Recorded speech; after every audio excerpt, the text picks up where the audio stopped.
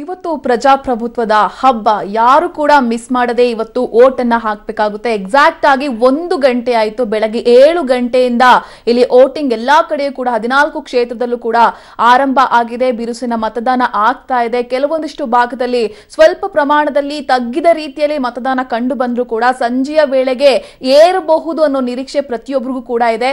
ಗಮನಿಸ್ತಾ ಇದ್ದೀರಾ, ದರ್ಶನ್ ಮತ್ತೆ ಅವರ ಪತ್ನಿ ಇದೀಗ ಬಂದು ವೋಟ್ಗೆ ವೇಟ್ ಮಾಡ್ತಾ ಇರುವಂತಹ ದೃಶ್ಯಾವಳಿಗಳನ್ನ ಕೂಡ ಸ್ಕ್ರೀನ್ ಮೇಲೆ ಗಮನಿಸ್ತಾ ಇದ್ದೀರಾ. 1952ರಿಂದ ಇಲ್ಲಿಯವರೆಗೂ ಕೂಡ ವೋಟಿಂಗ್ ಆಗ್ತಾ ಬಂದಿದೆ. ಅಂದ್ರೆ 17 ಬಾರಿ ಲೋಕಸಭಾ ಎಲೆಕ್ಷನ್, ಇದು 17ನೇ ಬಾರಿಯ ಲೋಕಸಭಾ ಎಲೆಕ್ಷನ್. ಈ ನಿಟ್ಟಿನಲ್ಲಿ ನಮ್ಮ ಹಕ್ಕನ್ನ, ನಮ್ಮ ಜವಾಬ್ದಾರಿಯನ್ನ ಯಾರು ಕೂಡ ಚಾಚು ತಪ್ಪದೆ ಮಿಸ್ ಮಾಡದೆ ಹೋಗಿ ಹಾಕುವಂತದ್ದು ಉತ್ತಮ ಅಂತ ಹೇಳ್ಬೋದು. ಯಾಕಂತ ಹೇಳಿದ್ರೆ ಬೆಳಗಿನಿಂದಲೂ ಕೂಡ ನಾವು ಅದನ್ನೇ ಹೇಳ್ತಾ ಇದ್ವಿ, ಯಾರು ಉತ್ತಮ ವ್ಯಕ್ತಿ, ಯಾರು ನಮ್ಮ ಸಮಸ್ಯೆಗಳಿಗೆ ಅಹವಾಲುಗಳಿಗೆ ಬೇಗ ಸ್ಪಂದಿಸ್ತಾರೋ ಅಂತವರನ್ನ ನೋಡಿ ಜವಾಬ್ದಾರಿಯಿಂದ ಮತದಾನವನ್ನ ಪ್ರತಿಯೊಬ್ಬ ನಾಗರಿಕನು ಮಾಡಬೇಕಾಗುತ್ತೆ. ಮಧ್ಯಾಹ್ನ 1 ಗಂಟೆ ಆಯಿತು. ಬೆಳಗ್ಗೆ 7 ಗಂಟೆಯಿಂದ ರಾಜ್ಯದ 14 ಕ್ಷೇತ್ರಗಳಲ್ಲೂ ಕೂಡ ಬಿರುಸಿನ ಮತದಾನ ಆಗ್ತಾ ಇದೆ.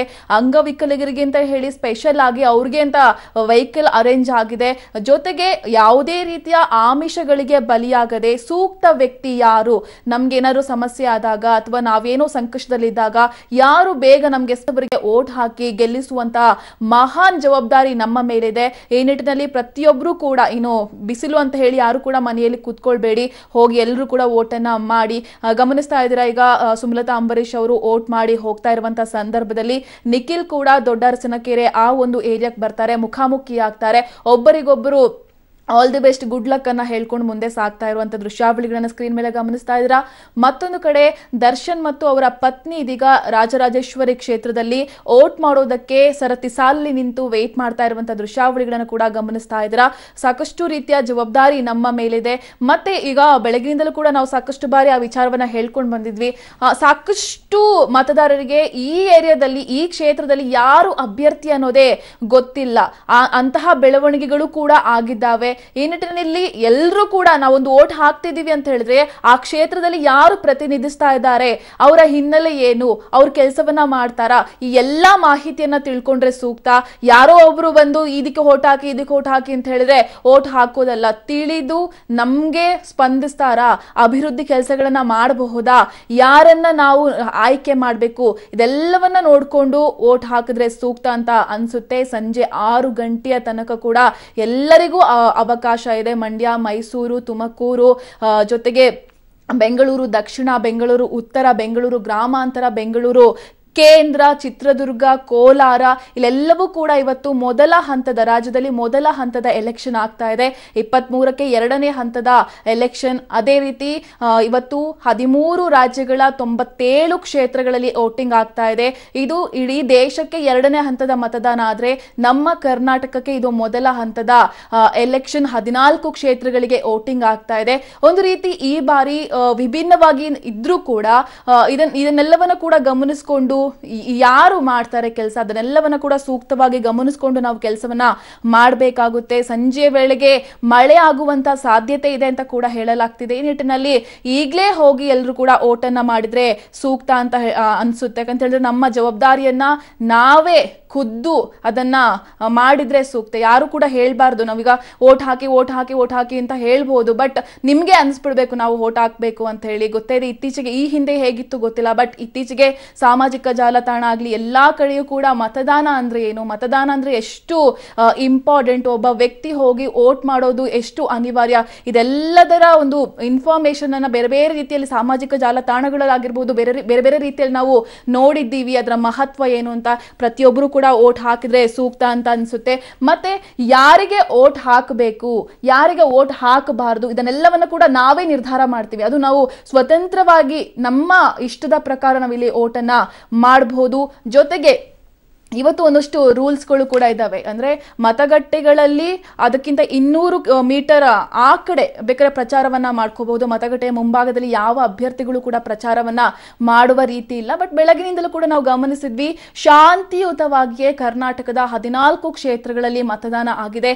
ಯಾವುದೇ ರೀತಿಯ ಅಹಿತಕರ ಘಟನೆಗಳು ಆಗಿಲ್ಲ, ಆಗೋದು ಬೇಡ. ಸೂಕ್ತವಾಗಿ, ಸೂಕ್ಷ್ಮವಾಗಿಯೇ, ಜೊತೆಗೆ ಶಾಂತಿಯುತವಾಗಿಯೇ ಮತದಾನ ಇವತ್ತು 14 ಕ್ಷೇತ್ರಗಳಲ್ಲೂ ಕೂಡ ಮಧ್ಯಾಹ್ನ 1 ಗಂಟೆ ಗಂಟೆಯವರೆಗೂ ಕೂಡ ಯಾವುದೇ ರೀತಿಯ ಅಹಿತಕರ ಘಟನೆಗಳು ನಡೆಯದ ರೀತಿಯಲ್ಲಿ ಮತದಾನ ಆಗಿದೆ. ಸೂಕ್ತವಾದ ಭದ್ರತೆಯನ್ನ ಕೂಡ ಒದಗಿಸಲಾಗಿತ್ತು. ಅದು ಕೂಡ ನಿಮ್ಗೆ ಗಮನಿಸಿದ್ರೆ 30,000ಕ್ಕೂ ಹೆಚ್ಚು ಮತಗಟ್ಟೆಗಳು ಇದ್ದಾವೆ. ಅದರಲ್ಲಿ ಒಂದಿಷ್ಟು ಸೂಕ್ಷ್ಮ ಮತಗಟ್ಟೆಗಳು ಅಂತ ಕೂಡ ಬೇರೆ ಬೇರೆ ಕ್ಷೇತ್ರಗಳಲ್ಲಿ ಫೈಂಡ್ ಔಟ್ ಮಾಡಲಾಗಿತ್ತು. ಅಲ್ಲಿ ಒಂದು ಹೆಚ್ಚಿನ ಭದ್ರತೆಯನ್ನ ಕೂಡ ಒದಗಿಸಲಾಗಿತ್ತು. ಬಟ್ ಬೇರೆ ರಾಜ್ಯಗಳಿಗೆ ಹೋಲಿಸ್ಕೊಂಡು ನೋಡಿದ್ರೆ ಕರ್ನಾಟಕದಲ್ಲಿ ಈವರೆಗೂ ಕೂಡ ಯಾವುದೇ ರೀತಿಯ ಸಮಸ್ಯೆ ಆಗಿಲ್ಲ. ಒಂದಿಷ್ಟು ಕಡೆಯಲ್ಲಿ ಒಂದಿಷ್ಟು ಮತಗಟ್ಟೆಗಳಲ್ಲಿ ಇವಿಎಂ ಯಂತ್ರದಲ್ಲಿ ದೋಷ ಕಂಡ್ರು ಕೂಡ ತತ್ಕ್ಷಣದಲ್ಲಿ ಅದನ್ನ ಸರಿಪಡಿಸಿ ವೋಟಿಂಗ್ ಅನ್ನ ಕೂಡ ಮಾಡಿದ್ದಾರೆ. ಒಂದಿಷ್ಟು ವಾಕ್ಸಮರ ನಡೆದ್ರೂ ಕೂಡ ತುಂಬಾನೇ ಶಾಂತಿಯುತವಾಗಿ ಇಷ್ಟರವರೆಗೂ ಕೂಡ ವೋಟಿಂಗ್ ಆಗಿದೆ.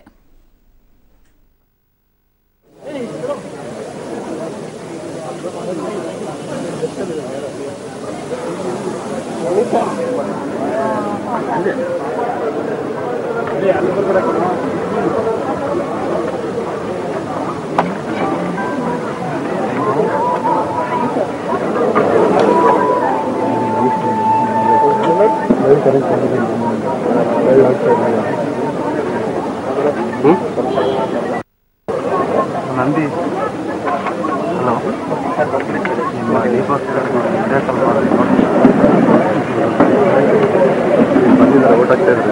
ಸಂಜೆ ಬರುತ್ತೆ ಮುಂದೆ ಹೋಗ್ಬೇಡಿ. ತೊಂದರೆ ಕೊಡ್ಬೇಡಿ. ನಮ್ಮದು ಲೈವಲ್ಲೇ ಇದೆ. ನೀನೇ ಮಾಡೋದು ನಮ್ಮ 5-3 ಮಾಡೋದು ಸರ್. ಹಿಂದೆ ಬನ್ನಿ.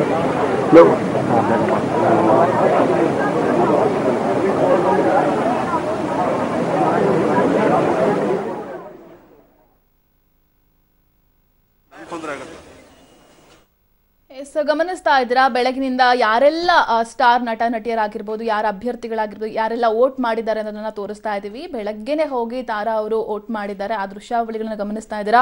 ಮತ್ತೊಂದು ಕಡೆ ಸುದೀಪ್ ಕೂಡ 9-10 ಗಂಟೆಯ ಆಸುಪಾಸಿನಲ್ಲಿ ಅವರು ಕೂಡ ಬಂದು ವೋಟ್ ಅನ್ನ ಮಾಡಿದ್ದಾರೆ. ಜಗ್ಗೇಶ್ ಕೂಡ ವೋಟ್ ಮಾಡಿ ಮಾತನಾಡಿದ್ರು. ಎಲ್ಲರೂ ಕೂಡ ಇದು ಅವರ ಜವಾಬ್ದಾರಿ, ಆ ಜವಾಬ್ದಾರಿಯನ್ನ ಯಾರು ಕೂಡ ಚಾಚು ತಪ್ಪದೆ ಮಾಡಬೇಕಾಗುತ್ತೆ, ಮಿಸ್ ಮಾಡ್ಕೋಬೇಡಿ ಅಂತ ಕೂಡ ಹೇಳಿದ್ರು. ಜೊತೆಗೆ ರಮೇಶ್ ಅರವಿಂದ್ ಅವರು ಕೂಡ ಹೋಗಿದ್ದಾರೆ. ಅವರು ಅವ್ರ ಪತ್ನಿ ಸಮೇತ ಹೋಗಿ ವೋಟ್ ಅನ್ನ ಮಾಡಿದ್ದಾರೆ. ಇನ್ನು ನೆನಪಿರಲಿ ಪ್ರೇಮ್ ಅಷ್ಟೇ, ಅವರು ಕುಟುಂಬದ ಸಮೇತ ಹೋಗಿ ವೋಟ್ ಮಾಡಿ ಅವರು ಕೂಡ ಮಾಧ್ಯಮಗಳ ಜೊತೆ ಮಾತನಾಡ್ತಿರುವಂತಹ ಸಂದರ್ಭದಲ್ಲಿ ಹೇಳಿದ್ರು ಎಲ್ಲರೂ ಕೂಡ ಮಿಸ್ ಮಾಡ್ಕೊಳ್ಳದೆ ವೋಟ್ ಅನ್ನ ಮಾಡಿ ಅಂತ.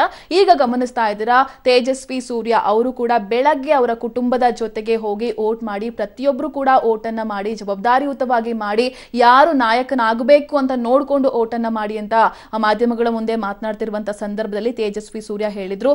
ಅದಾದ ಬಳಿಕ BK ಹರಿಪ್ರಸಾದ್ ಇವರು ಕೂಡ ಬೆಂಗಳೂರು ದಕ್ಷಿಣ ಕ್ಷೇತ್ರದ ಅಭ್ಯರ್ಥಿ, ಇವರು ಕೂಡ ವೋಟ್ ಮಾಡ್ತಾ ಇರುವಂತಹ ದೃಶ್ಯಾವಳಿಗಳನ್ನ ಗಮನಿಸ್ತಾ ಇದ್ರು. ಯಾರು ಈಗ ಟಿವಿ ಗಮನಿಸ್ತಾ ಇದ್ರು ಎಲ್ಲರೂ ಕೂಡ ಎಲ್ಲ ಅಭ್ಯರ್ಥಿಗಳು ಹೋಗಿ ವೋಟ್ ಅನ್ನ ಮಾಡಿದ್ದಾರೆ. ಸೊ ನಾವು ಕೂಡ ಮಾಡಬೇಕು ಅಂತ ಎಲ್ಲರೂ ಕೂಡ ಎದ್ದು ಹೋಗಿ ವೋಟ್ ಅನ್ನ ಮಾಡಬೇಕಾಗುತ್ತೆ. ಗಮನಿಸ್ತಿದ್ರ ಮತ್ತೊಂದು ಕಡೆ ಕೃಷ್ಣ ಬೈರೇಗೌಡ ಬೆಂಗಳೂರು ಉತ್ತರ ಕ್ಷೇತ್ರದ ಅಭ್ಯರ್ಥಿ, ಅವರು ಕೂಡ ಸರತಿ ಸಾಲಿನಲ್ಲಿ ನಿಂತು ವೋಟ್ ಅನ್ನ ಮಾಡ್ತಾ ಇದ್ದಾರೆ. BN ಬಚ್ಚೇಗೌಡ ಚಿತ್ರದುರ್ಗ ಅಭ್ಯರ್ಥಿ, ಇವರು ಕೂಡ ವೋಟ್ ಅನ್ನ ಮಾಡ್ತಾ ಇದ್ದಾರೆ. ಇನ್ನೊಂದು ಪುಟ್ಟರಾಜು ಕೂಡ ಹೋಗಿ ವೋಟ್ ಅನ್ನ ಮಾಡ್ತಾ ಇದ್ದಾರೆ ಮಂಡ್ಯ ಕ್ಷೇತ್ರದಲ್ಲಿ. ಹರಿಹರ ಪುರ ಸ್ವಾಮೀಜಿಗಳು ಕೂಡ ಹೋಗಿ ವೋಟ್ ಅನ್ನ ಮಾಡಿದ್ದಾರೆ ಆಲ್ರೆಡಿ.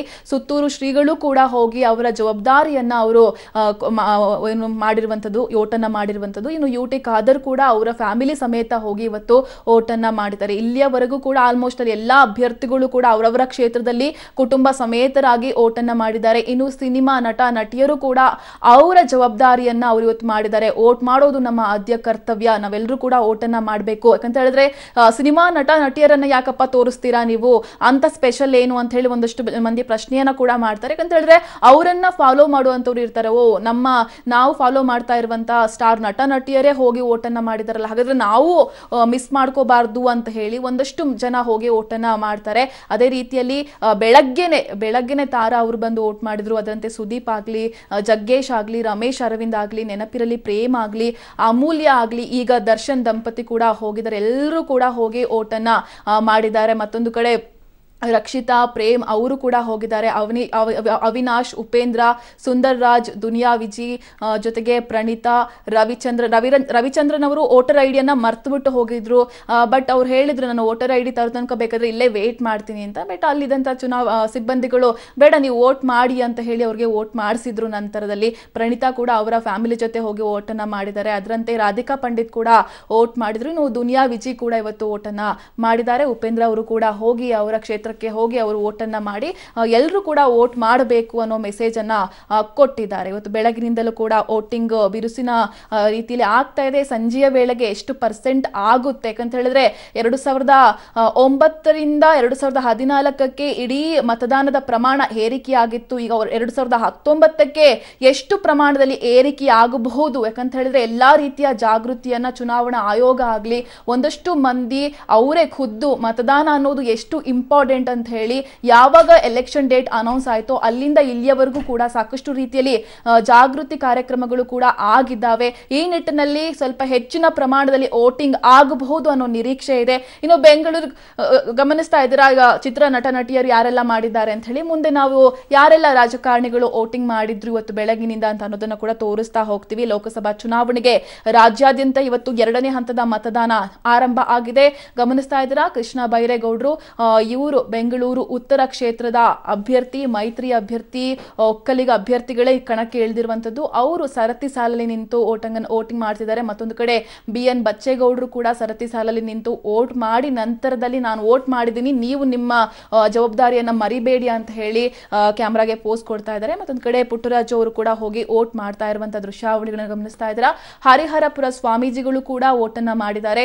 ಸುತ್ತೂರು ಶ್ರೀಗಳು ಕೂಡ ವೋಟಿಂಗ್ ಅನ್ನ ಮಾಡಿದ್ದಾರೆ. ಇನ್ನು UT ಖಾದರ್ ಅವರು ಕೂಡ ಮಂಗಳೂರಿನ ಅವರ ಕ್ಷೇತ್ರದಲ್ಲಿ ಹೋಗಿ ಇವತ್ತು ಕುಟುಂಬ ಸಮೇತರಾಗಿ ವೋಟ್ ಅನ್ನ ಮಾಡಿದ್ದಾರೆ. ನಂಗೆ ಕಟ್ ಆದ್ಮೇಲೆ ಹೇಳಬೇಕು, ಫುಲ್ ಲೈವ್ ಕಟ್ ಮಾಡಬೇಡ, ಎಲ್ಲೋ ಹೊರಗಡೆ ಬಂದೊಂದು ರಿಯಾಕ್ಷನ್ ಸಿಗುತ್ತೆ, ಅಲ್ಲಿವರೆಗೂ ಕಟ್ ಮಾಡಬೇಡ. ಗಮನಿಸ್ತಾ ಇದ್ದೀರಾ, ತೇಜಸ್ವಿ ಸೂರ್ಯ ಅವರು ಕೂಡ ಬೆಳಗ್ಗೆನೆ ಆಲ್ಮೋಸ್ಟ್ ಒಂದು 8 ಗಂಟೆ ಆಸುಪಾಸಿನಲ್ಲೇ ಅವರ ಫ್ಯಾಮಿಲಿ ಜೊತೆ ಹೋಗಿ ವೋಟ್ ಅನ್ನ ಮಾಡಿದ್ರು. ಇನ್ನು BK ಹರಿಪ್ರಸಾದ್ ಕೂಡ ಅದೇ ಟೈಮಲ್ಲಿ ಹೋಗಿ ವೋಟ್ ಅನ್ನ ಮಾಡಿದ್ರು. ಪ್ರತಾಪ್ ಸಿಂಹ ಅವರು ಕೂಡ ಪತ್ನಿ ಜೊತೆ ಹೋಗಿ ವೋಟ್ ಮಾಡಿದ್ರು.